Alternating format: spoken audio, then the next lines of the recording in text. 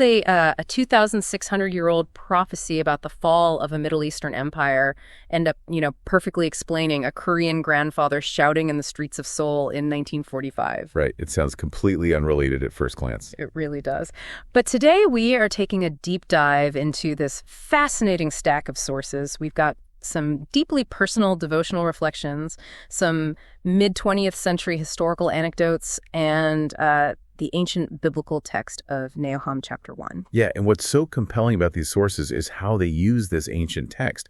I mean, they don't just preach at you. They use it as a psychological framework to, understand human liberation. Exactly. We are looking at how physical oppression in history mirrors deeply personal internal freedom. To kind of ground this, the text of Nahum focuses on the geopolitical stakes of the ancient world.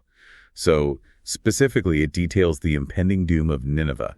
That was the terrifying capital of the Assyrian Empire, which was just brutally oppressing the much smaller kingdom of Judah. And the author of these reflections actually draws a direct line between Judah's ancient subjugation and their own grandfather's experience. This was during Japan's forced annexation of Korea in the early 20th century. Right, which was a deeply brutal reality. Oh, absolutely. The sources describe how the occupying government didn't just, control the necessities or exploit physical resources. They forced Koreans to adopt Japanese names and literally bow toward the Japanese emperor every single morning. And that forced bowing and renaming is the crucial mechanism here, I think. When an occupying force systematically erases your name and your daily physical autonomy, they're dismantling your psychological resistance. It's basically identity theft on a national scale. Yes, exactly. It forces the oppressed to internalize the belief that they exist only to serve the oppressor. Wow.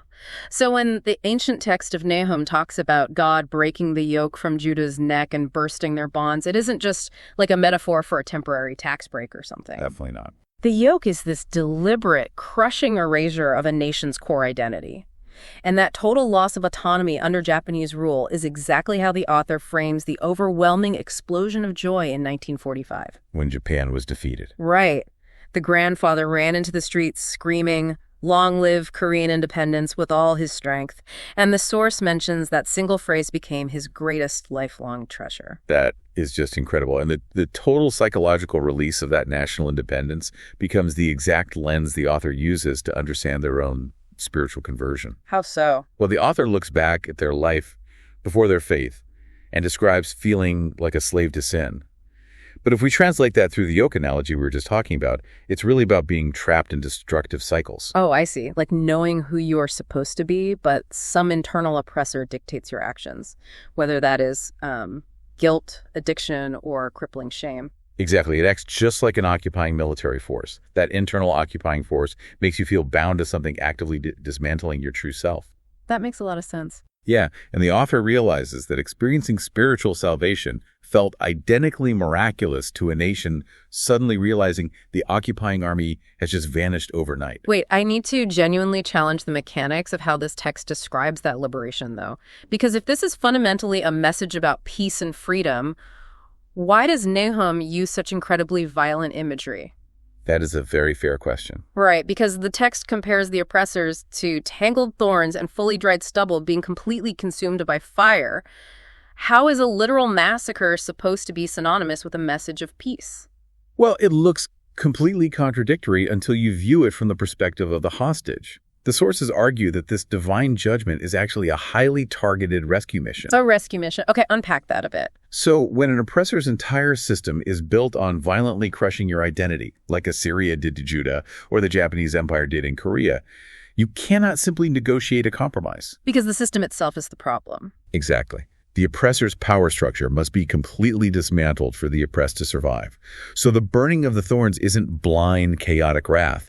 It is the structural removal of the violence holding the victim hostage. Oh, wow. Therefore, the total destruction of the oppressing system is the literal arrival of peace. The destruction of the cage is the only way the bird flies free.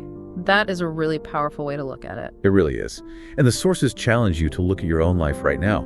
Are you operating in freedom, or are you carrying a yoke that is quietly stripping away your identity? Right, whether it's the crushing weight of worldly pressure, internalized shame, or just a cycle you can't seem to break. Identifying that internal occupying force is always the first step. What burden needs to be shattered so you can experience that kind of 1945 shouting in the streets freedom. That is such a great question to reflect on. And that actually brings us to a final, incredibly vivid image from Nahum chapter 1, verse 15. It says, "Behold, upon the mountains, the feet of him who brings good news, who publishes peace." I love that verse. Freedom doesn't just spontaneously manifest out of thin air. Someone has to actually carry the message across rugged terrain. Exactly. So as you go about your day, think about who climbed the mountain to deliver a message of peace to you when you were bound by your own yokes. And perhaps even more importantly, whose mountain might you need to climb today to announce peace to someone else who feels completely trapped?